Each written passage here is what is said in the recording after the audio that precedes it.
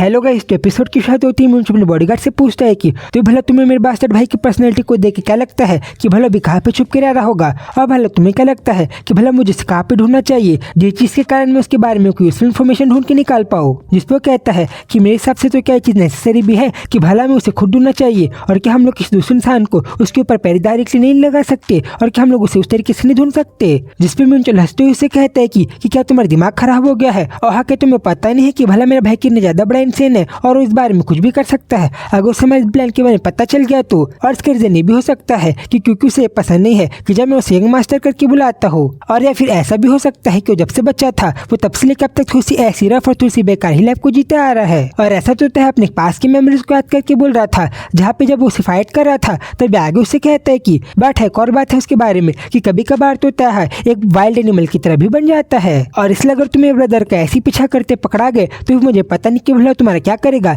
इसलिए मैं तुम्हारी चीज की तो रिस्पॉन्सिबिलिटी बिल्कुल भी नहीं ले सकता। अच्छा तो फिर बॉस भला हम लोग आगे करे क्या। मिंचल कहता है कि पहले तो मुझे ऐसा लगता है कि हमें तय कि किसी पास से करीबी को उसे बहुत ज्यादा ध्यान से उसका पीछा करना चाहिए ताकि हम लोग उसके थ्रू तह के बारे में इन्फॉर्मेशन को निकलवा पाए, और ये आइडिया ही अच्छा है। और इसलिए तुम तो बस इसे देखते रहो कि भला मैं आगे क्या करता हूँ, और तुम तो मेरे डायरेक्शन के ऊपर नजर रखाए रखना और तुम मेरे थ्रू सीखना। देन फिर तभी सीन चेंज हो, तुम तह को देखते हैं जो कि अपने ऑफिस में कुछ काम करते हुए वॉक कर रहा था, और इस टाइम तो उसे नहीं पता क्यों बट एक लड़की तो बहुत ब्लश करते हुए देख रही थी, और जब वो ऐसे कर रही थी तभी पीछे से उसकी दोस्त आके उसे कहती है कि जाहिर क्या तुम्हें अपने काम के समय में ऐसा करना चाहिए, जिसपे तो बहुत ज्यादा हड़बड़ा जाती है और आगे उसे कहती है कि क्या मैं कुछ गलत काम कर रही थी और मैं तो बस उसे देख ही रही थी ना। जिसपे वो कहती है कि ये सब तो सही है बट क्या तुम ऐसी किसी भी इंसान को ऐसी भला देख सकती हो। तभी आगे वो उसे ब्लश करते हुए बताती है कि तुम खुद इमेजिन करो कि अगर तुम किसी ऐसे इंसान के साथ अगर तुम रिलेशनशिप में आ जाओ तो भला तुम्हारी लाइफ कितनी ज्यादा अच्छी हो जाएगी, और क्या तब हमारा काम एंजॉयबल नहीं हो जाएगा। और हाँ कहिए कोई मेरी किस्मत तो नहीं है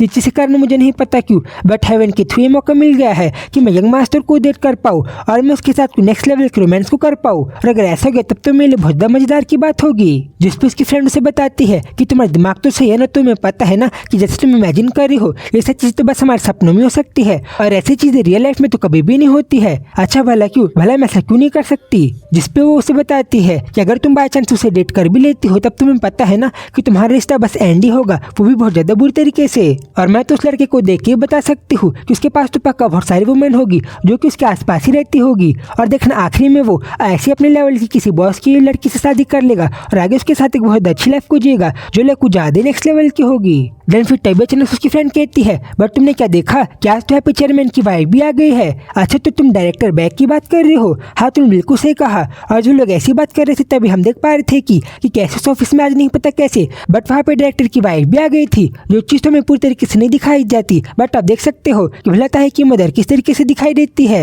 और आप फिर आगे वो जैसे अपने काम को करके वहाँ से चले जाती है, वो लड़की आगे कहती है कि क्या तुमने देखा कि भला वो हमें कितना ज्यादा टेरिफाइंग तरीके से देख रही थी। बट देन फिर आगे वो लड़की अपनी फ्रेंड को बताती है बट ऐसा चीजों की बात भी अगर मेरी मदर इन लॉ वैसे स्कैरी भी होगी तब तो मुझे चीज चलेगी अगर मुझे तह को डेट करने का मौका मिलेगा, क्योंकि कभी कभार कुछ लड़कियों को ऐसा लाइफ टाइम का मौका मिलता है जहाँ पे लोग ऐसे लड़के को लाइक कर पाते हैं, और मैं तो अपने वंस इन लाइफ टाइम के चांस को कभी भी नहीं छोड़ूंगी जहाँ पे मैं तह के साथ रोमांस कर पाऊंगी। और उसके बाद पे तो उसकी बहस उसे बताती भी है कि तुम्हारा क्या सब खाली पुलाव बनाना बंद हो गया है। जिसपे वो कहती कि तुम ये सब छोड़ तुम खुद सोचो कि तह जिस तरीके से दिखता है और उसका जिस तरीके से बैकबोन है, अगर मुझे उसके साथ रोमांस करने का मौका मिलेगा तब तो मैं भला कितनी ज्यादा नेक्स्ट लेवल की लाइफ को जीऊंगी, और क्या तब मेरी लाइफ कुछ ज्यादा अच्छी नहीं हो जाएगी। देन फिर जब वो ऐसे कुछ भी खाली पुलाव को पका रही थी तब तो उसकी फ्रेंड उसे वापस से कहती है कि तुम्हें पता है ना कि तुम भले उसके टेंशन को पाने का कितना भी ट्राई कर लो बट वो तुम्हें अपने टेंशन को कभी भी नहीं देगा, क्योंकि तह जिस तरीके का मैन है इस तरीके के मैन को तो अपनी वर्थ हमेशा से पता रहती है कि भले लोग क्या चीज को डिजर्व करते हैं। और फिर जब लोग ऐसी बात कर रहे थे तभी अचानक से तह को किसी का फोन आता है,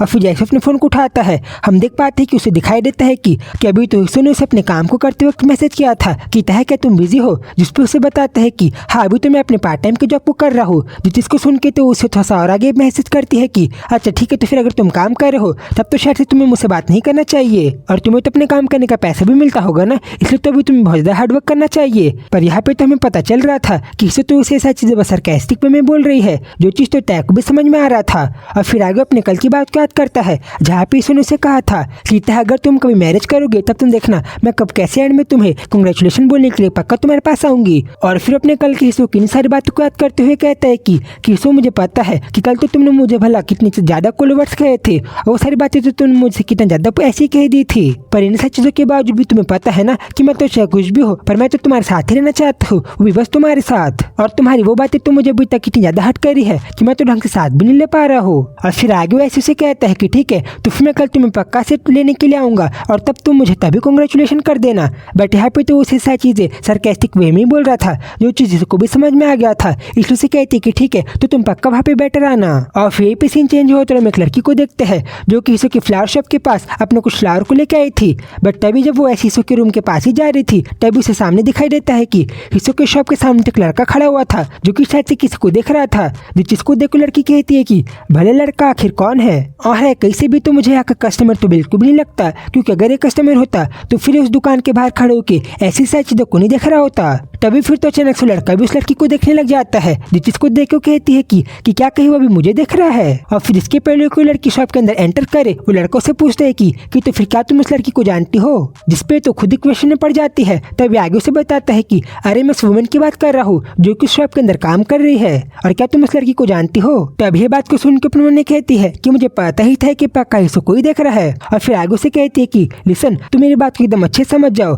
कि अगर तुम किसी लड़की के ऊपर इंटरेस्टेड रहते हो तो फिर तुम्हें सीधा उस लड़की के पास जाके तुम्हें अपने आप को उसे इंट्रोड्यूस करके तुम उसका नंबर मांग लेना चाहिए, ना कि तुम्हें उसे ऐसे घूर के उसे स्टेयर करना चाहिए। और ऐसे अगर तुम्हारा मन है तो फिर तुम्हें कुछ फ्लावर लेके तुम्हें तो उसके पास जाके उसका नंबर ही मांग लेना चाहिए। बट हमें तुम्हें पहले चेतावनी दे दूं कि उस लड़की का बॉयफ्रेंड है, इसलिए तुम्हें सारी हरकतें करना तुरंत से बंद कर देना चाहिए। बट फिर जब वो उसे ऐसी बात कर रही थी तब हमें देख पा रहे थे कि भला वो आदमी उसे किस तरीके से घूर रहा था। बट इस टाइम पे तो लड़की भी नहीं घबराती और वो तो उल्टा उसे भी स्टेयर करने लग जाती है बिल्कुल उसी की तरह से। बट फिर उसे गुस्से से कह के कि ठीक है तो फिर अगर तुम्हें मेरी बात सच से समझ में आ गए हो तो तुम यहाँ से जल्दी से भाग जाओ। वो उस दुकान के अंदर चली जाती है। बट इस टाइम पे तो खुद क्वेश्चन में थी कि भले आदमी कौन था और भले उस तरीके से क्यों बिहेव कर रहा था, और यही चीज तो मुझे बहुत ज्यादा क्रीपी भी लगी है। डैन फिर उस शॉप के अंदर एंटर करके हीसो को देखते हुए कहती है कि तो फिर क्या मैं उसके पास जाके उसे बता दूं कि भला कैसे का आदमी शॉप के बाहर खड़े होके भले उसे कितने ज्यादा क्रीपी तरीके से देख रहा था। बट या फिर मैं उसे ना बताऊं क्योंकि मैंने तो पहले उस आदमी को बहुत डर चिल्ला के उसे तो ऐसे भगा दिया है और वार्निंग भी दे दिया है, क्योंकि वैसे भी शॉप के अंदर आके इस तरीके की बात करना तो कुछ ज्यादा इन्फॉर्मल टॉपिक हो जाएगा मेरे लिए। बट हाँ भला तब क्या होगा अगर वो आदमी वापिस यहाँ पे आ गया और उसके ऊपर ऐसे नजर रखने लग गया और उसको छोटा चेस करने लग गया तो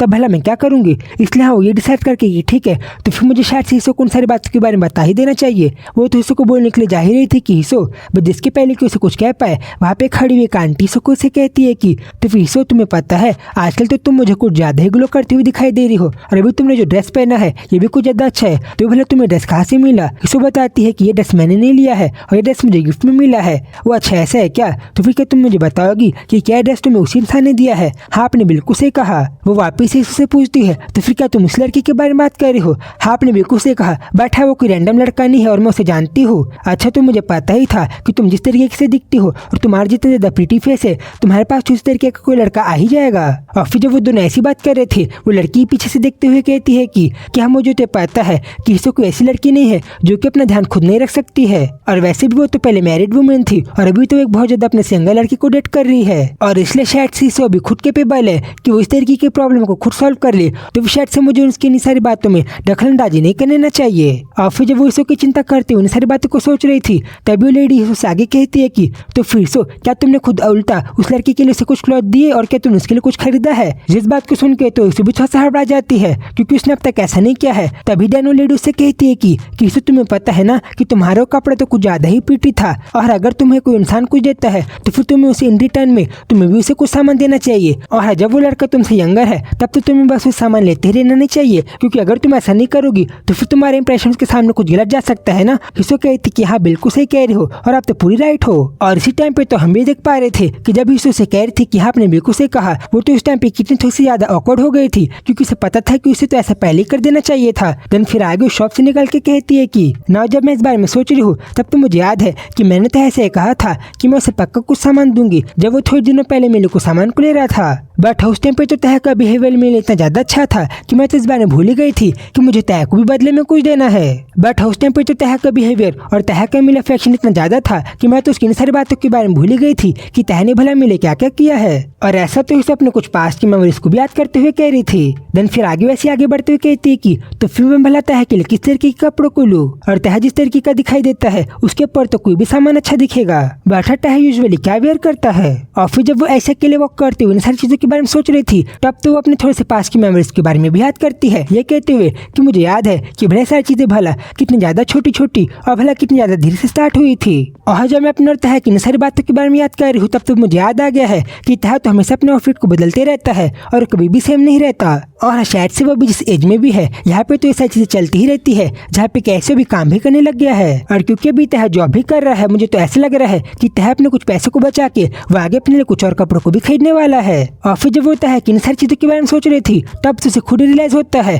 कि भले ही तह को कितने भी टाइम से जानती हुई आ रही है बट उसे तब तक नहीं पता कि भला तह जीने के लिए क्या काम करता है और भला वो भी करेंटली क्या और किस तरीके की जॉब को कर रहा है। और फिर जब वो इन सारी चीजों के बारे में सोच रही थी तब तो धीरे धीरे हिस्सों की क्यूरियोसिटी बढ़ती ही जा रही थी और उसे तो पता भी चल रहा था कि भले ही वो तह के साथ कितने भी टाइम से रह रही है बट वो तो अभी उसके बारे में ज्यादा कुछ नहीं जानती है। और अभी भी शायद से लोगों की रिलेशनशिप में कुछ चीजें ऐसी है जिन चीजों के बारे में तो हिस्सों को कुछ भी नहीं पता है। और वो इस टाइम पे भी अपने कुछ और ज्यादा पास की मेमोरीज को भी याद कर रही थी। डैन अपने मन में कहती कि तह तुम्हें पता है कि तुम जितना मेरे हार्ट के अंदर सेटल करते जा रहे हो और तुम जितना मेरे पास आए जा रहे हो तब नहीं पता क्यों बट मेरा सैडनेस इस तरीके से बनता जा रहा है कि मैं उसको तो तुम्हारे सामने बिल्कुल नहीं छुपा पाती कि भला मैं कितना ज्यादा उदास हूँ। और तह तुम्हारे बारे में जो सस्पेंस की चीजें हैं जैसे कि तुम्हारी स्लो वॉइस और तुम्हारी बहुत ज्यादा प्यारी सी छोटी सी स्माइल और जैसे तुम जिस तरीके के रहते हो और तुम्हारे बारे में बहुत सारी कई चीजें वो सच चीजें तो अभी भी मुझे पूरी तरीके से कम्प्लीटली नहीं पता। और मुझे तो ऐसा लगता है कि तुम मेरे लिए अभी भी बहुत ज्यादा कंप्लीट एक मिस्ट्री की तरह हो और अभी तो मैं खुद कंफ्यूजन में हूँ कि क्या मैं भला असली तह को जानते हो कि भी नहीं। और तुम तो अभी भी मेरे लिए पूरे कंप्लीट सस्पेंस की तरह हो।